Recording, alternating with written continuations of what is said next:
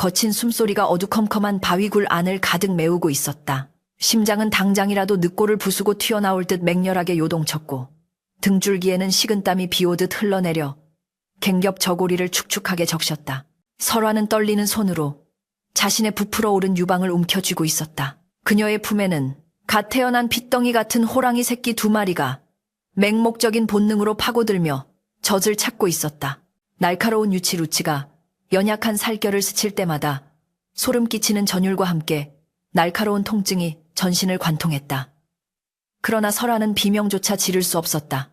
만약 지금 이 순간 어미 호랑이가 사냥해서 돌아온다면 자신의 목숨은커녕 뱃속에 있는 아이까지도 끔찍한 죽음을 맞이할 것이라는 공포가 그녀의 영혼을 짓눌렀기 때문이었다. 하지만 굶주림에 지쳐 낑낑거리는 이 작은 생명들을 외면하기에는 그녀 또한 잉태한 어미로서의 본능이 너무나도 강렬했다.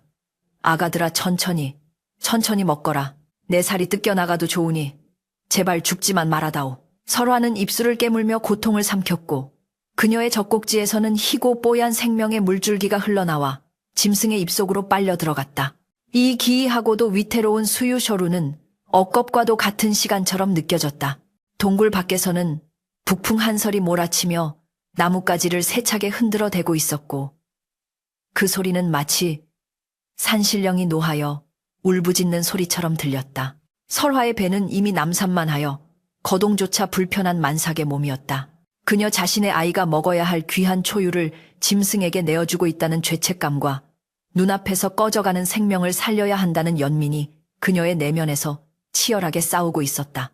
호랑이 새끼들은 처음에는 낯선 어미의 냄새에 주춤거렸으나 따뜻한 젖이 입안에 감돌자 이내 허겁지겁 젖을 빨기 시작했다. 그들이 젖을 넘기는 꿀꺽꿀꺽하는 소리가 정적을 깨뜨릴 때마다 설화는 묘한 희열과 공포를 동시에 느꼈다. 그것은 인간과 짐승의 경계가 허물어지는 순간이었으며 동시에 가장 원초적인 모성애가 발현되는 순간이기도 했다. 그녀는 거칠고 털이 뻣뻣한 호랑이 새끼의 등을 조심스럽게 쓰다듬으며 뱃속에서 발길질을 해대는 자신의 아이에게 속삭였다. 우리가 덕을 쌓으면 네 아비도 무사히 돌아올 게다.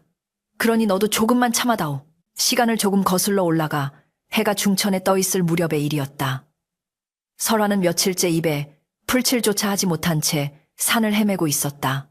남편은 반년 전 북방의 오랑캐를 막으러 징집되어 떠났고 남겨진 것은 찢어지게 가난한 살림과 빚쟁이들의 독촉뿐이었다.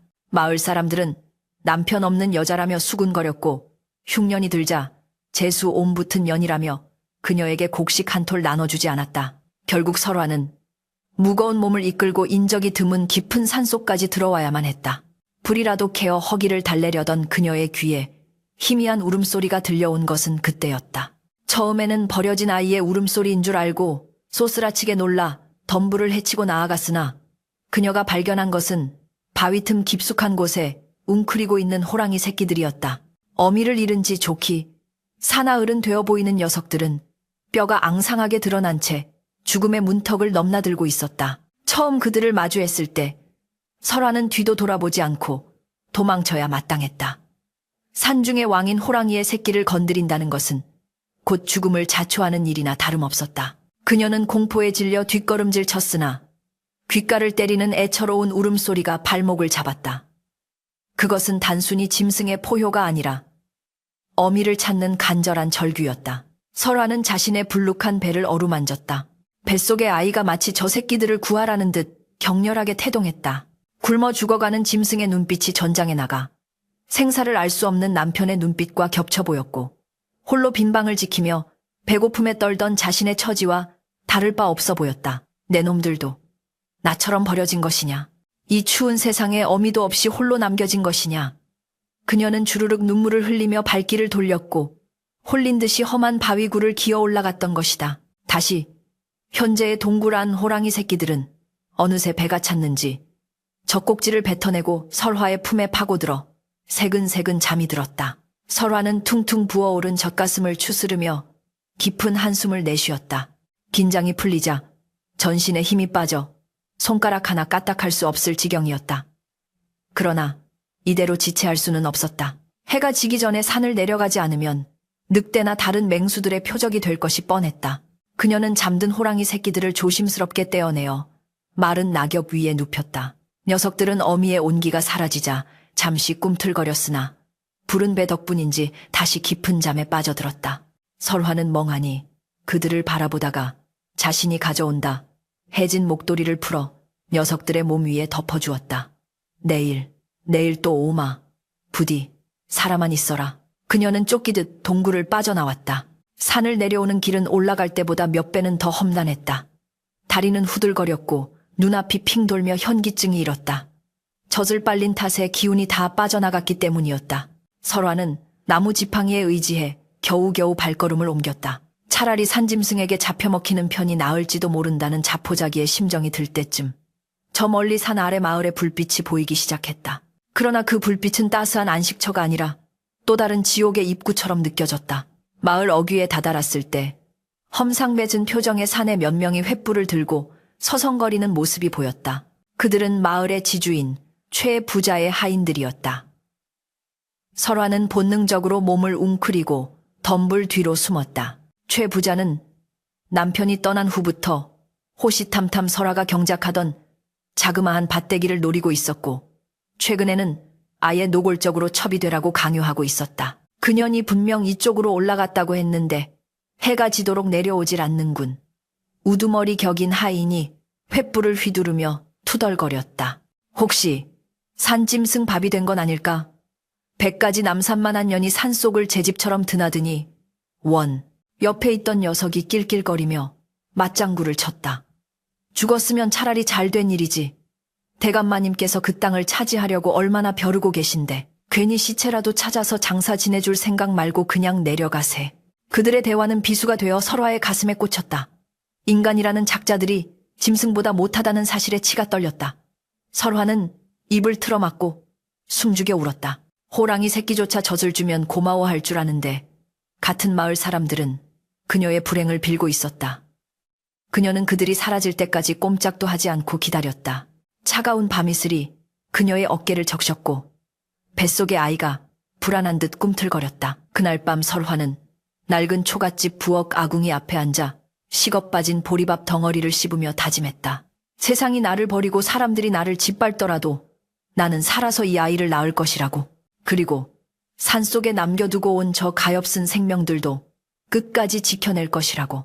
그녀의 젖가슴은 짐승이 핥히고 간 상처로 쓰라렸지만 이상하게도 마음 한구석에는 뜨거운 불덩이가 자리 잡은 듯 든든했다. 그것은 아마도 자신이 누군가에게 필요한 존재가 되었다는 생명을 살려냈다는 자부심 때문이었으리라. 설화는 부엌 구석에 놓인 낡은 항아리를 열어보았다. 남편이 떠나기 전 숨겨두었던 꿀 한 단지가 보였다. 그녀는 내일 산에 갈 때 꿀물을 타서 가져가기로 마음먹었다. 젖이 잘 나오려면 자신부터 잘 먹어야 했다. 하지만 운명은 그녀에게 평온한 밤을 허락하지 않았다. 새벽녘 설핏 잠이 들었던 설화는 밖에서 들려오는 요란한 꽹과리 소리에 눈을 떴다. 마을 사람들이 웅성거리는 소리와 함께 누군가가 대문을 걷어차는 소리가 들렸다. 이복의 설화네 자네 거기 있는가? 이장의 다급한 목소리였다. 설화가 놀란 가슴을 쓸어내리며 방문을 열고 나가자 횃불을 든 마을 사람들이 마당을 가득 메우고 있었다. 그들의 눈빛에는 공포와 적개심이 서려 있었다. 이장이 떨리는 손으로 뒷산을 가리키며 외쳤다. 어젯밤 김진산에 외양간이 털렸네. 소 한 마리가 감쪽같이 사라지고 핏자국만 남았어. 산군, 산준이 내려온 게야. 산군, 그것은 호랑이를 뜻했다. 사람들은 수군거리며 설화를 힐끔거렸다. 어제 산에 올라갔다 온 유일한 사람이 바로 그녀였기 때문이었다. 자네 혹시 산에서 뭐 본 것 없는가? 어제 산에 들어갔다지 않았나? 사람들의 의심 가득한 눈초리가 설화를 향해 쏟아졌다. 그녀의 심장이 다시금 쿵 하고 내려앉았다. 그녀가 살려낸 새끼들의 어미가 드디어 돌아온 것일까? 횃불의 붉은 혀가 어둠을 핥으며 설화의 창백한 얼굴을 비추었다. 마을 사람들의 시선은 마치 날카로운 화살촉처럼 그녀의 전신을 겨누고 있었다. 이장의 추궁에 설화는 마른 침을 삼켰다. 목구멍이 타들어가는 듯한 갈증과 함께 젖가슴에서는 찌릿한 통증이 느껴졌다. 젖이 차올라 팽팽해진 유방이 옷깃에 스칠 때마다 비명을 지르고 싶은 심정이었다. 저는 아무것도 보지 못했습니다. 그저 뿌리를 캐러 험한 곳까지 들어갔을 뿐 산군님의 그림자조차 밟지 않았습니다. 설화의 목소리는 가늘게 떨렸다. 그러나 그녀의 부인 버닝은 흉흉한 분위기를 잠재우기에 역부족이었다. 군중 뒤편에서 비단 두루마기를 걸친 최 부자가 거만하게 걸어 나왔다. 그의 눈은 탐욕과 간계로 번들거리고 있었다. 그는 코를 킁킁거리며 설화에게 다가와 짐짓 놀란 척 소리쳤다. 허! 이 무슨 괴이한 냄새란 말인가? 자네들 맡아보게. 이 계집액에서 비릿한 피냄새와 짐승의 누린내가 진동을 하지 않는가? 최 부자의 말 한마디에 사람들은 기겁하며 뒤로 물러섰다. 사실 설화에게서 나는 냄새는 며칠간 씻지 못한 땀 냄새와 젖비린내뿐이었으나 공포에 질린 사람들의 코에는 이미 그녀가 피에 굶주린 요물처럼 느껴지고 있었다. 그러고 보니 눈빛도 예사롭지가 않아.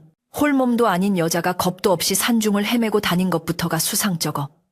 누군가 수군거리기 시작했고 그 의심은 삽시간에 들불처럼 번져나갔다. 혹시 창귀 도구이가 붙은 게 아닐까?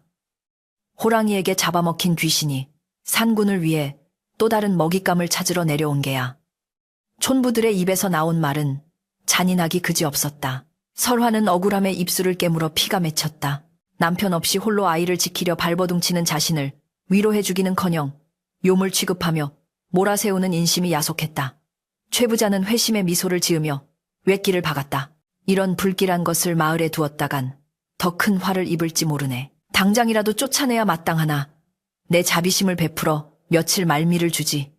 그 안에 자네 발로 떠나게. 물론 자네가 가진 그 밭도끼는 마을의 평안을 깬 죗값으로 내놓고 말이야. 사람들이 흩어지고 난 뒤 설화는 차가운 방바닥에 주저앉아 하염없이 눈물을 흘렸다. 뱃속의 아이가 불안한 듯 세차게 발길질을 해댔다. 그러나 슬퍼할 겨를조차 없었다. 창밖이 희끄무레하게 밝아오고 있었다. 산속 동굴에 두고 온 어린 것들이 눈에 밟혀 견딜 수가 없었다. 어미 잃은 새끼들이 굶주림과 추위에 떨고 있을 것을 생각하니 가슴이 찢어지는 듯했다. 게다가 젖은 퉁퉁 불어 돌덩이처럼 딱딱해져 있었고 전몸살로 인해 온몸이 불덩이처럼 달아올랐다. 이 젖을 짜내지 않으면 자신도 병이 날 지경이었다. 설화는 주위를 살피며 보찜을 꾸렸다. 남편이 아끼던 무명천을 찢어 기저귀감을 챙기고 부엌 구석에 숨겨두었던 꿀단지를 품에 안았다.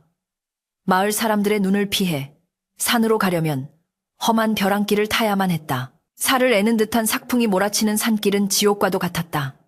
눈 덮인 바위는 미끄러웠고 가시덤불은 설화의 치맛자락을 잡아채며 놓아주지 않았다. 몇 번이나 미끄러져 무릎이 깨지고 손바닥이 찢어졌지만 그녀는 멈추지 않았다. 자신의 배를 감싸 안으며 뱃속의 아기에게 끊임없이 속삭였다. 아가야 미안하다. 못난 어미를 만나 고생이 많구나.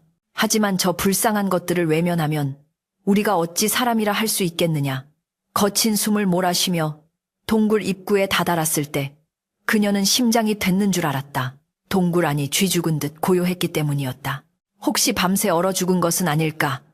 아니면 다른 짐승이 물어간 것은 아닐까? 설화는 떨리는 손으로 덮어두었던 목도리를 걷어냈다. 다행히도 두 마리의 호랑이 새끼들은 서로의 체온의 의지에 웅크린 채 잠들어 있었다. 인기척을 느낀 녀석들이 부스스 눈을 뜨고 설화를 바라보았다. 하루 만에 보는 것인데도 녀석들의 눈망울에는 반가움이 서려 있는 듯했다. 살아있었구나. 장하다 장해. 설화가 털썩 주저앉아 옷고름을 풀자 새끼들은 기다렸다는 듯이 달려들어 젖을 찾았다. 어제보다 더 강한 힘으로 젖을 빠는 녀석들의 생명력이 설화의 몸으로 전해져 왔다. 찌릿하던 통증은 이내 묘한 안도감으로 바뀌었다. 꿀꺽거리는 목 넘김 소리가 동굴 안에 울려 퍼질 때마다 설화는 자신의 생명이 깎여나가는 동시에 새로운 생명이 피어나는 기적을 체험했다. 그녀는 품에 챙겨온 꿀을 손가락에 찍어 새끼들의 입가에 발라주었다. 달콤한 맛에 혀를 날름거리는 모습이 영락없는 집고양이 같았다. 많이 먹고 어서 자라거라. 그래야 너희 어미를 찾으러 가지. 설화는 앙상한 새끼의 등을 쓰다듬으며 중얼거렸다. 어미 호랑이는 여전히 돌아오지 않고 있었다. 산 아래 마을에서 소가 잡혀갔다는 소문이 돌았지만 설화의 직감으로는 그것이 이 새끼들의 어미 짓이 아닌 것 같았다. 어미가 살아있다면 새끼들을 이토록 방치할 리가 없었다. 분명 무슨 변고가 생긴 것이 틀림없었다. 그 시각 마을 아래 최 부자의 기와집 사랑방에서는 은밀하고도 사악한 모의가 진행되고 있었다. 최 부자는 곰방대를 물고 연신 뻐끔거리며 하인들을 닥달했다. 그래, 그년이 오늘도 산으로 올라갔다 이 말이지. 얼굴에 칼자국이 난 사냥꾼 출신의 하인이 머리를 조아렸다. 얘 나으리, 새벽같이 뒷산 벼랑길로 올라가는 것을 제가 똑똑히 보았습니다. 보찜까지 싸들고 가는 꼴이 아주 가관이었습니다. 최 부자의 눈이 가늘어졌다. 젖먹이도 없는 년이 저 집으로 힘들어한다는 소문이 돌더구나. 게다가 산군이 출몰한 위험한 산속을 제 집 드나들듯 하다니. 필시 산속에 내통하는 무언가가 있는 게야. 그는 탁자를 내리치며 음흉한 웃음을 흘렸다. 잘 되었다. 이참에 소문을 더 크게 내거라. 그년이 산군과 교접하여 괴물을 잉태했다고 말이다. 마을 사람들의 공포심을 자극하면 제 발로 나가지 않고는 못 베길 게다.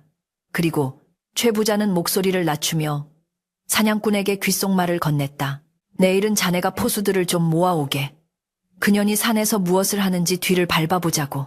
만약 호랑이 새끼라도 키우고 있다면 그 가죽은 내 것이고 그녀는 관아에 넘겨 능지처참을 당하게 될 테니. 설화가 산에서 내려왔을 때 마을의 분위기는 어제와는 판이하게 달라져 있었다. 우물가에 모여있던 안악들은 설화가 나타나자 황급히 자리를 피했고 아이들은 돌을 던지며 마녀다 호랑이 마누라다 라고 놀려댔다. 설화가 물을 얻으려 이웃집 대문을 두드렸지만 돌아오는 것은 소금 세례와 욕설뿐이었다. 재수 없는 년 썩 꺼지지 못해. 내년 때문에 우리 소가 죽었어. 닫힌 대문 앞에서 설화는 망부석처럼 서 있었다. 굶주림보다 더 고통스러운 것은 사람들의 멸시와 고립이었다. 그녀는 짐승을 살리기 위해 자신의 젖을 내어주고 있었지만 사람들은 그녀를 짐승보다 못한 존재로 취급하고 있었다. 이 아이러니한 상황 속에서 설화의 마음속에는 오기가 생겨났다. 그래, 너희들이 나를 버린다면 나도 너희를 의지하지 않겠다. 내 힘으로 내 방식대로 살아남을 것이다. 그날 밤 설화는 헛간을 뒤져 녹슨 낫 한 자루를 찾아냈다. 그리고 남편이 남기고 간 낡은 도포를 꺼내 수선하기 시작했다. 배는 점점 불러와 숨쉬기조차 힘들었지만 그녀의 손놀림은 멈추지 않았다. 산속의 새끼들은 하루가 다르게 자라고 있었다. 이제는 젖만으로는 부족할 터였다. 설화는 내일 산에 갈 때 토끼라도 한 마리 잡아야겠다고 생각했다. 살생을 싫어하는 그녀였지만 살리기 위해서는 죽여야 하는 것이 자연의 섭리임을 깨달아가고 있었다. 사흘이 지나고 나흘이 지났다. 설화는 마치 그림자처럼 마을과 산을 오갔다. 그녀의 몸은 눈에 띄게 야위어 갔다. 뺨은 움푹 패고 눈 밑은 검게 죽었지만 눈동자만은 형형하게 빛났다. 호랑이 새끼들은 이제 제법 살이 올라 털에 윤기가 흐르기 시작했다. 녀석들은 설화의 발소리만 들려도 동굴 입구까지 마중을 나왔고 그녀의 치맛자락을 물고 장난을 치기도 했다. 설화에게 그들은 더 이상 맹수가 아니었다. 세상 끝까지 그녀를 믿고 따르는 유일한 가족이었다. 어느 날 오후 녀석들에게 젖을 물리고 멍하니 동굴 밖을 바라보던 설화의 눈에 기이한 광경이 들어왔다. 눈 덮인 건너편 능선에서 거대한 그림자가 비틀거리며 움직이고 있었다. 바람을 타고 비릿한 피냄새와 함께 짐승의 거친 숨소리가 희미하게 들려왔다. 새끼들이 젖을 빨다 말고 고개를 번쩍 들었다. 녀석들의 코가 벌름거리더니 구슬픈 소리로 울기 시작했다. 그것은 어미였다. 하지만 위풍당당한 산군의 모습이 아니었다. 한쪽 다리는 덫에 걸려 너덜거렸고 옆구리에는 창에 찔린 듯한 깊은 상처가 입을 벌리고 있었다. 붉은 선혈이 하얀 눈 위에 뚝뚝 떨어지며 끔찍한 궤적을 그리고 있었다. 어미 호랑이는 동굴을 향해 필사적으로 기어오고 있었다. 죽음을 앞둔 짐승의 마지막 귀소 본능이었다. 설화는 공포심도 잊은 채 자리에서 벌떡 일어났다. 새끼들이 어미를 향해 달려나가려 하자 설화는 본능적으로 녀석들을 막아섰다. 지금 저 상태의 어미는 제정신이 아닐 수도 있었다. 부상당한 맹수는 그 무엇보다 위험했다. 그러나 어미 호랑이의 눈과 마주친 순간 설화는 얼어붙고 말았다. 그 황금색 눈동자에는 살기가 아닌 깊은 슬픔과 간절한 애원이 담겨 있었다. 그리고 그 눈은 정확하게 설화의 부풀어 오른 젖가슴과 그 뒤에 숨은 새끼들을 번갈아 보고 있었다. 인간과 짐승, 사냥꾼과 사냥감이 아닌 생명을 잉태하고 기르는 두 어미의 시선이 허공에서 얽히는 순간이었다. 그때였다. 산 아래쪽에서 요란한 꽹과리 소리와 함께 개 짖는 소리가 들려오기 시작했다. 최 부자가 보낸 사냥꾼들이 피냄새를 맡고 몰려오고 있었다. 거대한 산군 산쥔. 이 동굴 입구에 쓰러지듯 몸을 뉘었다. 그 육중한 무게에 땅이 울리고 동굴 천장에서 흙먼지가 푸석하게 쏟아져 내렸다. 설화는 숨조차 제대로 쉴 수 없었다. 눈앞에 있는 것은 단순한 짐승이 아니었다. 이 산을 지배하는 영물링우이자 사람을 찢어 죽일 수 있는 맹수였다. 그러나 지금 그 맹수의 몰골은 처참하기 그지없었다. 덫에 걸려 너덜거리는 다리뼈가 하얀 눈 속에서 흉측하게 드러나 있었고 옆구리의 창상은 숨을 쉴 때마다 붉은 거품을 토해내고 있었다. 비비린내가 동굴 안의 젖비린내를 순식간에 집어삼켰다. 어미호랑이는 가쁜 숨을 몰아쉬며 황금빛 눈동자로 설화를 응시했다. 그 눈빛에는 적의 뒤 대신 깊은 안도감과 제 새끼를 살려준 이에 대한 기이한 감사가 서려 있었다. 녀석은 고통스러운 신음과 함께 몸을 끌어 새끼들에게 다가갔다. 어미의 냄새를 맡은 새끼들이 끼잉끼잉거리며 어미의 품으로 파고들었다. 어미 호랑이는 거친 혀로 새끼들의 입가를 핥았다. 그곳에 묻어있는 하얀 젖자국. 그것은 바로 설화가 나누어준 생명의 흔적이었다. 그때였다. 산 아래쪽에서 들려오던 사냥개들의 짖는 소리가 더욱 가까워졌다.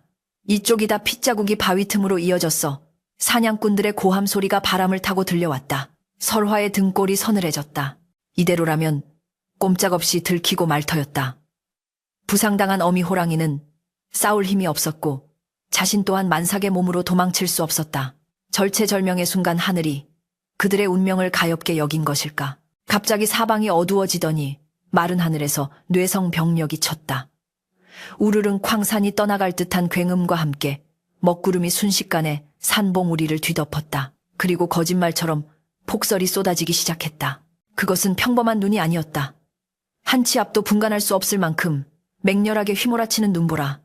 바로 대설다쉐이었다. 바람은 짐승의 울음소리처럼 윙윙거리며 사냥꾼들의 횃불을 꺼뜨렸고 갓 찍힌 핏자국과 발자국을 하얀 눈으로 순식간에 지워버렸다. 젠장. 갑자기 날씨가 왜 이래? 동굴 저 밑에서 당황한 사냥꾼들의 목소리가 들려왔다. 앞이 보이질 않아. 이러다간 우리가 얼어 죽겠어.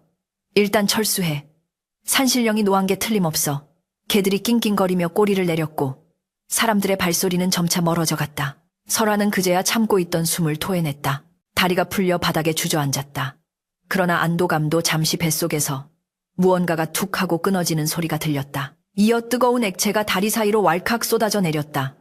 양수가 터진 것이었다. 극심한 공포와 긴장이 산통산통을 앞당긴 것이다. 설화의 얼굴이 사색이 되었다.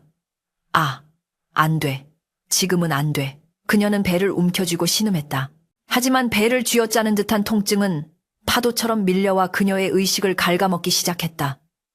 차가운 바위굴 도와줄 사람 하나 없는 고립된 공간에서 해산재산이 시작된 것이다. 밖에서는 눈보라가 더욱 거세게 몰아쳐 동굴 입구마저 하얗게 막아버릴 기세였다. 냉기가 동굴 안으로 스며들어 뼈마디를 시리게 했다. 설화는 본능적으로 몸을 웅크렸다. 어머니, 여보. 고통에 찬 비명이 입 밖으로 터져 나왔다. 허리가 끊어질 듯한 아픔에 그녀는 바닥의 흙을 손톱이 빠지도록 긁어댔다. 식은땀이 비오듯 흘러내려 추위와 맞물려 그녀의 체온을 급격히 떨어뜨렸다. 이대로 가다간 아이를 낳기도 전에 얼어 죽거나 기력이 다해 죽을 수도 있었다. 눈앞이 가물거리고 정신이 혼미해지는 와중에 그녀는 누군가가 자신의 곁으로 다가오는 것을 느꼈다. 거대하고 따뜻한 무언가가 그녀의 등 뒤를 감싸 안았다. 그것은 바로 어미 호랑이였다. 부상당한 어미 호랑이는 자신의 고통을 참아내며 피 흘리는 몸을 이끌고 설화의 등 뒤로 다가와 굴리를 틀었다. 짐승의 높은 체온이 설화의 차가운 등을 덮여주기 시작했다. 호랑이는 거친 숨을 몰아쉬면서도 마치 자신도 함께 아이를 낳는다는 듯 낮은 울음소리로 설화의 고통에 화답했다. 그르릉, 그르릉. 그 소리는 기이하게도 자장가처럼 들렸고 설화에게 알 수 없는 용기를 불어넣어 주었다. 새끼 호랑이들도 어미의 뜻을 알았는지 설화의 발치와 배 주변에 옹기종기 모여들어 체온을 나누었다. 짐승과 사람이 서로의 온기에 의지해 생과 사의 경계를 넘는 기막힌 광경이었다. 설아는 흐릿해지는 의식 속에서 호랑이의 털을 움켜쥐었다. 도와다오. 제발. 내 아이를 살려다오. 고통의 시간은 영원처럼 이어졌다. 설아는 수십 번 기절했다. 깨어나기를 반복했다. 그때마다 어미 호랑이는 거친 혀로 설아의 뺨과 손을 핥아 그녀를 깨웠다. 정신을 잃지 말라는 무언의 신호였다. 밖은 이미 칠흑 같은 어둠에 잠겼고 오직 휘몰아치는 바람 소리만이 세상의 끝임을 알리고 있었다. 설화는 마지막 힘을 짜내어 아랫배에 힘을 주었다. 입술이 터지고 어금니가 부서질 듯 꽉 깨물었다. 아하. 처절한 비명과 함께 묵직한 무언가가 몸 밖으로 빠져나가는 느낌이 들었다. 동시에 동굴 밖에서는 천지를 뒤흔드는 천둥 소리가 울려 퍼졌다. 그리고 잠시 후 응애, 응애 하는 가녀리지만 힘찬 울음소리가 동굴 안을 가득 메웠다. 설화는 떨리는 손으로 핏덩이 같은 아이를 받아 안았다. 사내 아이였다. 탯줄을 끊을 가위조차 없었지만 어미 호랑이가 다가와 날카로운 앞니로 조심스럽게 탯줄을 끊어주었다. 그리고는 양수에 젖은 아이의 몸을 혀로 핥아 닦아주기 시작했다.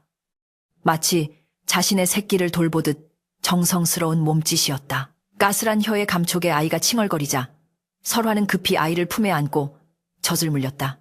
호랑이 새끼들에게 나누어 주었던 그 젖줄이 이제야 비로소 제 주인을 찾아 들어갔다. 아이가 젖을 빨기 시작하자 설화의 몸에 다시금 따스한 기운이 퍼져나갔다. 그녀는 눈물을 흘리며 아이의 이마에 입을 맞추었다. 고맙다. 살아주어서 고맙다. 그녀의 시선이 어미 호랑이와 마주쳤다. 호랑이는 지친 기색이 역력했지만 그 눈빛만은 그윽하고 평온했다. 설화는 호랑이의 목을 끌어안고 오열했다. 짐승이라 천대받던 존재가 사람들에게 버림받은 자신과 아이를 살려낸 것이다. 밤새 눈보라는 멈추지 않았지만 동굴 안은 훈훈했다. 어미 호랑이는 자신의 상처에서 흐르는 피를 멈추지 못한 채 점점 쇠약해져 갔지만 설화와 아이를 감싸 안은 자세를 풀지 않았다. 설화는 자신의 저고리를 찢어 호랑이의 상처를 동염해 주었다. 미물이라도 은혜를 아는데 사람이 되어 어찌 모르겠니? 네가 내 생명의 은인이다. 설화의 손길에 호랑이는 나지막이 그르릉 소리를 내며 눈을 감았다. 설화의 품에는 갓 태어난 아기가, 그 곁에는 호랑이, 새끼 2마리가, 그리고 그들을 감싸 안은 어미 호랑이가 한 덩어리가 되어 잠이 들었다. 세상의 법도와 상식을 뛰어넘은 기묘하고도 성스러운 가족의 탄생이었다. 다음 날 아침, 눈보라가 잦아들고 동굴 밖으로 눈부신 햇살이 들이쳤다. 온 세상이 하얗게 뒤덮인 설국 쇠고이었다. 설화는 부스스 눈을 떴다. 품속의 아이는 곤히 잠들어 있었고 호랑이 새끼들도 설화의 치맛자락을 베고 자고 있었다. 하지만 어미 호랑이의 상태가 심상치 않았다.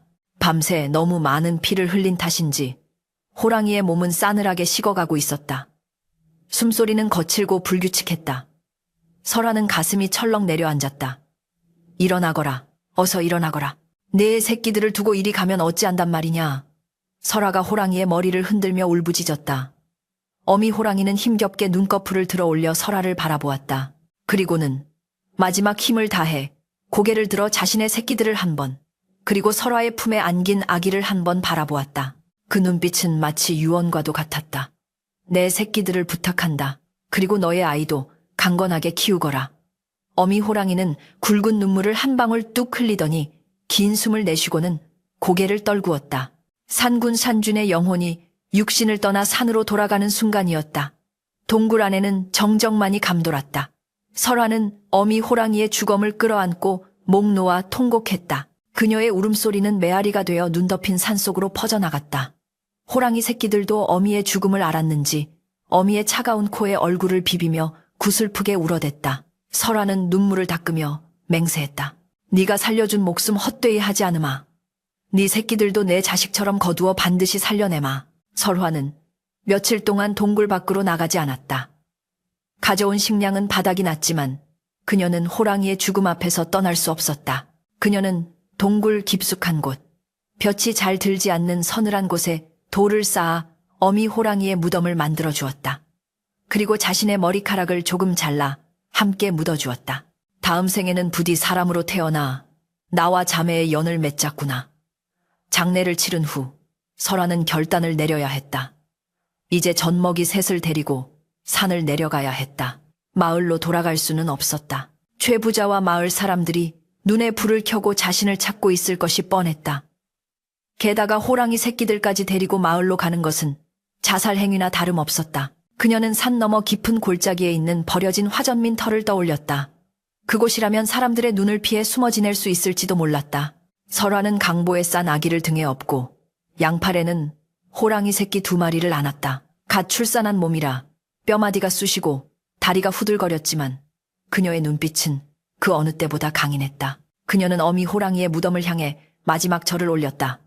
산구님, 굽어 살펴주소서. 우리 네 식구 살아서 훗날을 도모할 수 있게 지켜주소서. 설화가 동굴 밖으로 발을 내디디자 쌓인 눈 위로 새로운 발자국이 찍혔다. 그것은 한 여인의 발자국이 아니라 험난한 운명에 맞서는 위대한 어머니의 첫걸음이었다. 그러나 그녀가 모르는 사실이 하나 있었다. 최 부자가 고용한 끈질긴 사냥꾼들이 폭설이 멈추자마자 다시 산을 오르기 시작했다는 것을, 그리고 그들의 손에는 짐승을 잡는 창뿐만 아니라 화승총 호승줄이 들려있다는 것을. 눈 덮인 사냐는 고요하다 못해 적막했다. 그 적막을 깨는 것은 오직 설화의 거친 숨소리와 눈을 밟는 뽀드득 소리뿐이었다. 설화는 산짐승처럼 네 발로 기어가다시피 하며 가파른 능선을 오르고 있었다. 등에는 갓 태어난 핏덩이 아들을 업고 품에는 2마리의 호랑이 새끼를 안은 채였다. 뼈마디가 으스러질 듯한 고통이 전신을 휘감았지만 멈출 수는 없었다. 등 뒤에서 들려오는 사냥개들의 짖는 소리가 점점 가까워지고 있었기 때문이었다. 그것은 마치 지옥의 사자들이 영혼을 거두러 오는 소리처럼 들렸다. 설화가 찾아든 곳은 산 중턱에 위태롭게 매달린 버려진 화전민의 오두막이었다. 지붕은 반쯤 무너져 하늘이 뻥 뚫려 있었고 흙벽은 허물어져 바람이 숭숭 들어왔지만 지금 당장 몸을 숨길 수 있는 유일한 곳이었다. 설화는 썩은 나무 문짝을 밀어 닫고 구석에 쌓인 지푸라기 위로 쓰러지듯 몸을 뉘었다. 아가들아, 조금만 참거라. 여기서 잠시 숨을 돌리고 다시 가자꾸나. 설화는 덜덜 떨리는 손으로 강보를 풀었다. 아기는 배고픔에 지쳐 칭얼거렸고 호랑이 새끼들도 어미 잃은 슬픔과 허기짐에 낑낑거렸다. 설화는 저고리를 풀어 헤쳤다. 찬바람에 살케지 묻지만 부풀어 오른 젖가슴에서는 여전히 따뜻한 생명의 물줄기가 흘러나왔다. 그녀는 왼쪽 젖은 아들에게, 오른쪽 젖은 호랑이 새끼들에게 번갈아 물리며 눈물을 삼켰다. 이 젖을 먹고 힘을 내거라. 살아야 한다. 무슨 일이 있어도 살아야 해. 새 생명은 어미의 품에 파고들어 필사적으로 젖을 빨았다. 그 평화롭고도 애처로운 광경은 오래가지 못했다. 밖에서 우르르 하는 발소리와 함께 거친 고함이 터져나왔다. 인연 쥐새끼처럼 잘도 숨어들었구나. 쾅 썩은 문짝이 박살나며 최 부자와 사냥꾼들이 들이닥쳤다. 그들의 손에는 시퍼런 창과 둔탁한 화승총 호승줄이 들려 있었다. 좁은 오두막 안은 순식간에 살기로 가득 찼다. 최 부자는 설화의 품에 안긴 호랑이 새끼들을 보자마자 눈을 희번덕거렸다. 내 이럴 줄 알았다. 호랑이 새끼를 품고 있다니. 내년이 정령 사람이더냐. 산군과 노란한 요물이 맞았구나. 최 부자는 승리감에 도취되어 낄낄거렸다. 마을 사람들을 선동할 완벽한 증거를 잡은 셈이었다. 여봐라. 당장 저 요망한 것들을 끌어내라. 호랑이 새끼는 가죽을 벗기고 전연과 튀기, 자식은 마을로 끌고 가서 화형에 처할 것이다. 사냥꾼들이 킬킬거리며 다가오자 설화는 낯을 움켜쥐고 벌떡 일어섰다. 갓 출산한 여인의 몸이라고는 믿기지 않을 만큼 서슬퍼런 기세였다. 오지 마라. 한 발자국만 더 다가오면 내 목숨을 걸고 너희 놈들의 숨통을 끊어놓겠다. 설화의 눈에서는 푸른 불꽃이 일었다. 그녀는 더 이상 겁에 질린 시골 안악이 아니었다. 새 아이를 지키려는 위대한 어미이자 불의에 맞서는 투사였다. 흉터난 사냥꾼이 비웃으며 화승총의 총구를 설화의 이마에 겨누었다. 인연이 미쳐도 단단히 미쳤구나. 냇간년이 나탄 자루로 총을 이길 수 있을 것 같으냐. 순순히 새끼들을 내놓으면 목숨만은 살려주마. 검은 총구 안쪽에서 풍겨오는 매캐한 화약 냄새가 죽음의 향기처럼 코끝을 찔렀다. 그러나 설화는 물러서지 않았다. 그녀는 등 뒤의 아기와 품속의 호랑이 새끼들을 자신의 몸으로 가리며 외쳤다. 짐승만도 못한 놈들, 말 못하는 미물도 제 새끼 귀한 줄 알고 은혜를 아는데 너희는 어찌 사람 탈을 쓰고 천륜을 거스르려 하느냐. 하늘이 두렵지 않으냐. 닥쳐라. 이 요물 최부자가 소리쳤다. 쏴라. 당장 쏴버려. 사냥꾼의 손가락이 방아쇠에 걸렸다. 철컥하는 소리가 설화의 심장을 멈추게 했다. 그녀는 질끈 눈을 감았다. 미안하다 아가야. 미안하다. 그 찰나의 순간이었다. 천지를 뒤흔드는 굉음이 오두막을 강타했다. 그것은 천둥 소리보다 컸고 지옥의 밑바닥에서 울려 퍼지는 듯한 분노의 포효였다. 동시에 오두막의 썩은 벽면이 종잇장처럼 뜯겨나가며 거대한 검은 그림자가 안으로 들이닥쳤다. 집채만한 덩치, 도깨비불처럼 이글거리는 황금빛 눈동자, 그리고 대검처럼 날카로운 송곳니. 그것은 죽은 암호랑이의 짝이자 이 산의 진정한 지배자인 수호랑이 산군 샨준이었다. 산군은 자신의 짝을 잃은 슬픔과 위협받는 새끼들의 냄새를 맡고 미친 듯이 산을 내려온 것이었다. 산군이다. 의학 사냥꾼들은 비명을 지르며 혼비백산했다.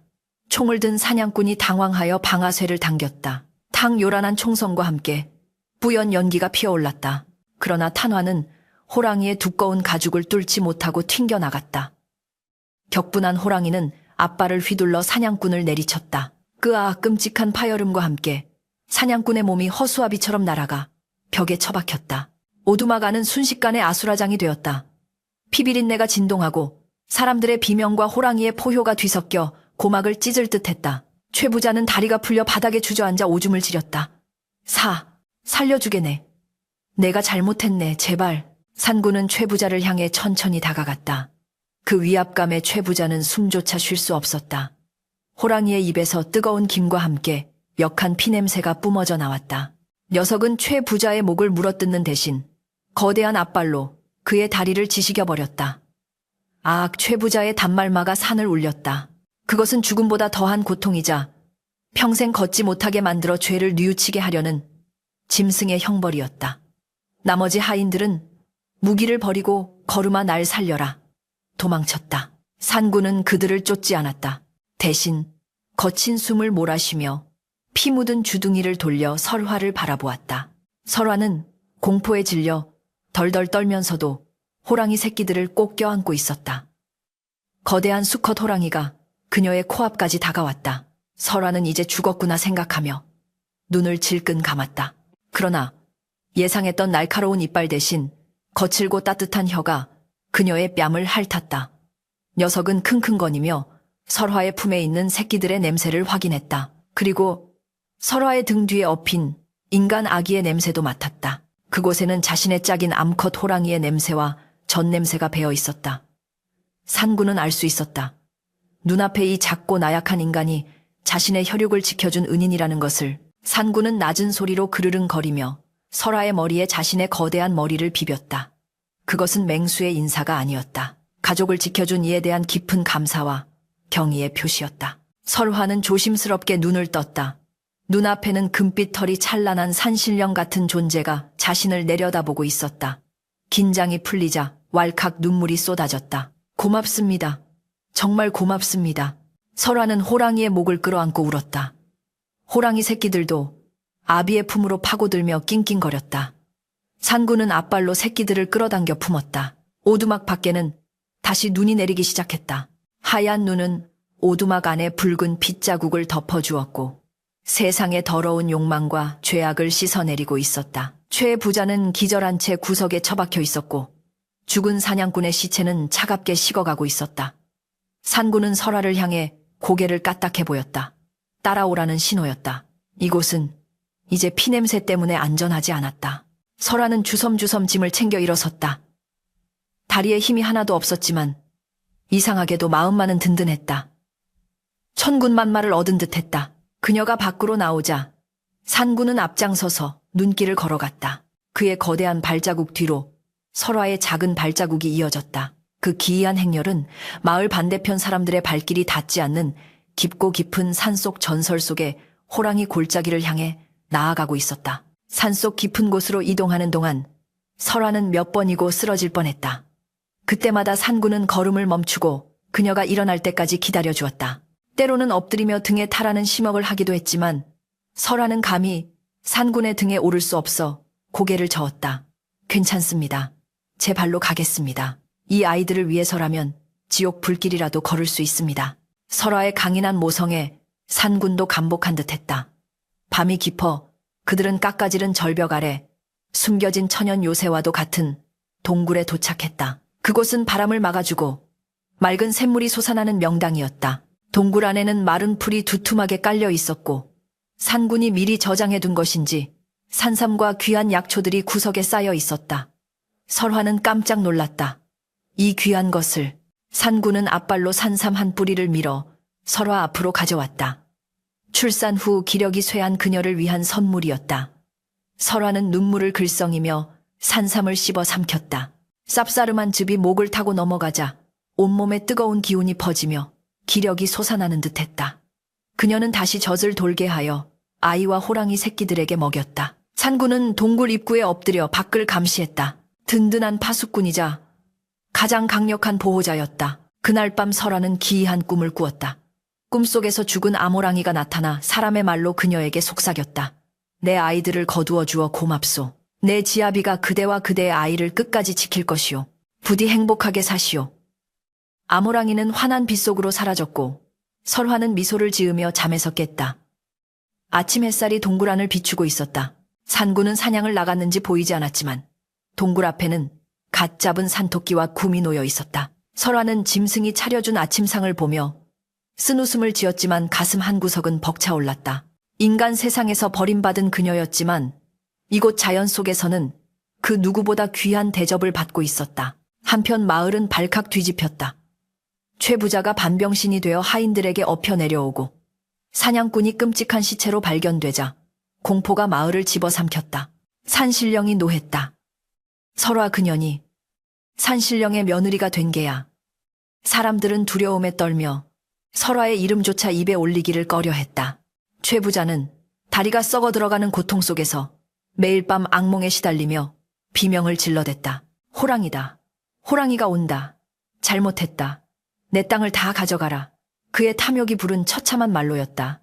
세월은 유수료새와 같이 흘렀다.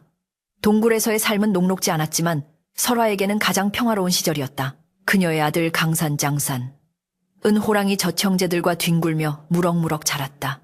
강산이 걸음마를 뗄 때 호랑이들은 곁에서 보폭을 맞춰주었고 강산이 옹알이를 할 때 호랑이들은 그르릉 소리로 대꾸해 주었다. 아이는 인간의 언어보다 짐승의 언어를 먼저 배웠고 두려움보다는 용맹함을 먼저 익혔다. 산군은 강산에게 사냥하는 법과 산을 타는 법을 가르쳤고 설화는 그들에게 인간의 도리와 따뜻한 마음을 가르쳤다. 어느덧 겨울이 지나고 꽃 피는 춘 3월이 돌아왔다. 호랑이 새끼들은 이제 제법 맹수의 태가 나는 중호랑이로 자라났고 강산도 포동포동한 우량아가 되었다. 설화는 이제 떠날 때가 되었음을 직감했다. 아이를 언제까지나 산속에서 짐승처럼 키울 수는 없는 노릇이었다. 게다가 남편이 돌아올지도 모른다는 희망이 그녀를 기다리고 있었다. 설화가 짐을 꾸리던 날 산군은 말없이 그녀의 곁을 지켰다. 녀석은 알고 있었다.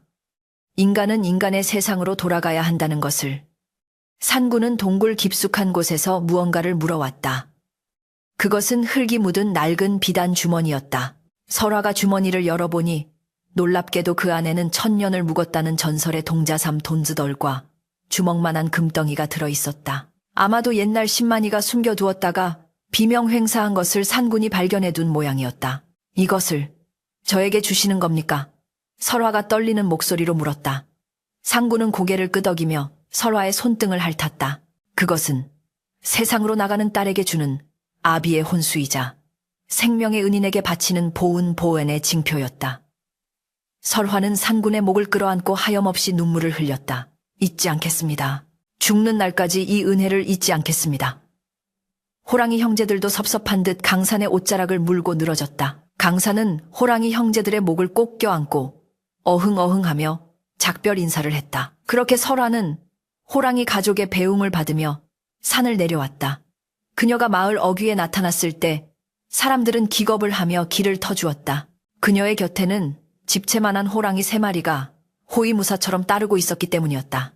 설화가 마을을 빠져나가 큰 길로 접어들자 산군과 호랑이 형제들은 더 이상 따라오지 않고 바위 위에 올라서서 그녀의 뒷모습을 지켜보았다. 설화가 뒤를 돌아보며 손을 흔들자 산군이 하늘을 향해 길게 포효했다. 어흥.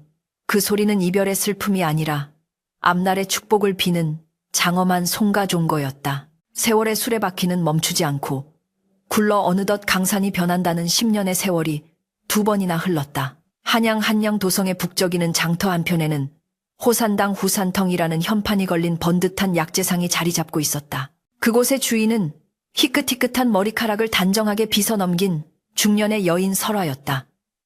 그녀는 산군이 내어준 천년 묵은 산삼과 금덩이를 허투루 쓰지 않았다.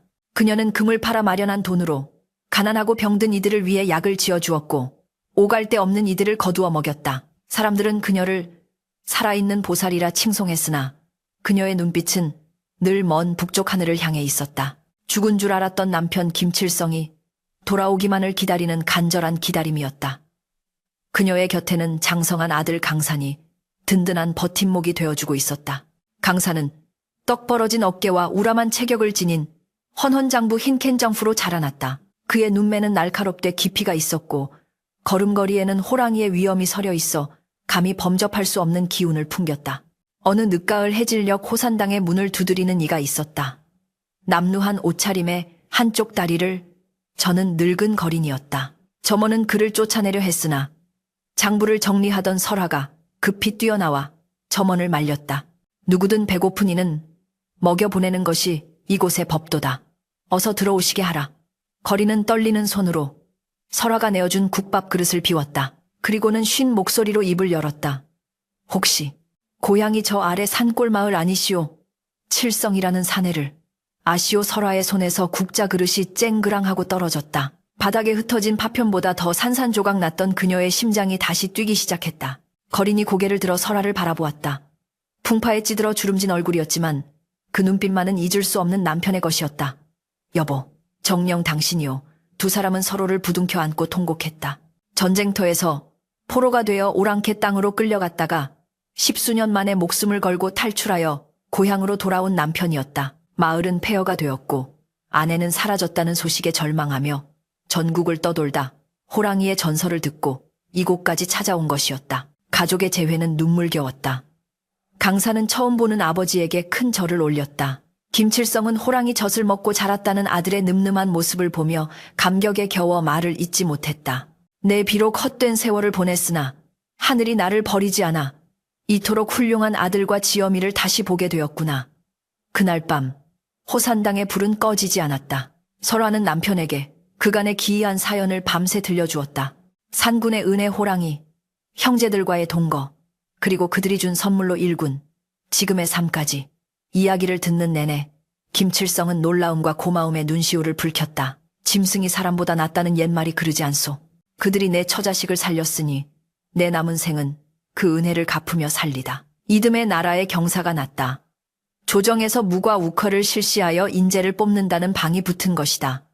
강산은 아버지와 어머니의 격려 속에 시험에 응시했다. 시험장에 들어선 강산의 무예는 타의 추종을 불허했다. 그가 활을 쏘면 백발백중이었고 창을 휘두르면 바람을 가르는 소리가 호랑이의 포효와 같았다. 특히 기마술 기마슛과 힘을 겨루는 시합에서는 적수가 없었다. 마치 산속을 누비던 야생의 본능이 되살아난 듯했다. 심사관들은 입을 다물지 못했다. 저자는 사람이 아니라 산군이 환생한 것 같구나. 마침내 합격자 발표가 있던 날 임금은 강산을 장원정변으로 호명했다.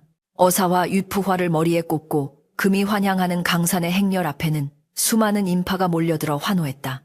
설화와 김칠성은 덩실덩실 춤을 추며 아들을 맞이했다. 가난과 멸시 속에 쫓겨나듯 고향을 떠났던 그들이 세상의 중심에 우뚝 선 순간이었다. 강산은 북방의 국경을 지키는 장수가 되어 수많은 공을 세웠다. 오랑캐들은 호랑이 장군이라는 깃발만 봐도 혼비백산하여 도망쳤다. 강산이 전장에 나갈 때면 언제나 산짐승들이 그의 길을 안내했고 위급한 순간에는 어디선가 호랑이 떼가 나타나 적군을 교란시켰다는 소문이 돌았다. 사람들은 그것이 산신령의 가호라 믿었다. 강산은 높은 벼슬에 올랐음에도 겸손함을 잃지 않았고 백성들을 긍휼히 여겨 선정산정을 베풀었다. 그의 청렴함과 용맹함은 조정의 귀감이 되었고 설화의 가문은 명문가로서의 기틀을 다지게 되었다. 세월이 흘러 설화의 머리에 하얀 서리가 내려앉았을 무렵 그녀는 아들에게 한 가지 부탁을 했다. 내 죽기 전에 꼭 한번 가보고 싶은 곳이 있다. 그곳에 가서 갚지 못한 인사를 올려야겠다. 강사는 어머니의 뜻을 알아차리고 고개를 끄덕였다. 며칠 후 화려한 가마 대신 소박한 행장을 꾸린 설화와 김칠성, 그리고 강사는 옛 고향 뒷산으로 향했다. 최 부자가 살던 마을은 흉가가 되어 잡초만 무성했고 악인들의 흔적은 세월 속에 묻혀 사라진 지 오래였다. 그러나 산으로 오르는 길은 여전히 험준하고도 익숙했다. 강사는 늙으신 부모님을 부축하며 기억 속의 길을 더듬어 올라갔다. 마침내 그들이 도착한 곳은 그 옛날 눈보라치던 밤, 새 생명이 태어났던 그 바위굴 앞이었다. 동굴 입구는 개넝쿨로 뒤덮여 있었지만 그 안에서 풍겨나오는 서늘한 기운은 여전했다. 설화는 준비해온 제사상을 차렸다. 멧돼지 고기와 맑은 술, 그리고 자신이 직접 만든 시루떡을 올렸다. 향을 피우자 푸르스름한 연기가 하늘로 피어올랐다. 산군님, 그리고 내 아우들아, 잘 지내고 있는지요? 은혜 입은 설화가 이제야 찾아왔습니다. 제 아들이 이리 훌륭하게 자라 나라의 기둥이 되었습니다. 모두 당신들의 덕분입니다. 설화는 눈물을 흘리며 큰 절을 올렸다. 김칠성과 강산도 그 옆에 나란히 엎드려 절을 했다. 제사를 마치고 술잔을 기울일 때였다. 갑자기 숲속에 새들이 날아오르고 사방이 고요해졌다. 바람이 멈추고 공기의 흐름이 바뀌었다. 강산이 본능적으로 고개를 돌려 산등성을 바라보았다. 오셨습니다. 저 멀리 깎아지른 절벽 끝, 바위 위에 거대한 그림자가 서 있었다. 햇살을 등지고 서 있어 역광으로 빛나는 그 실루엣은 산 그 자체처럼 거대했다.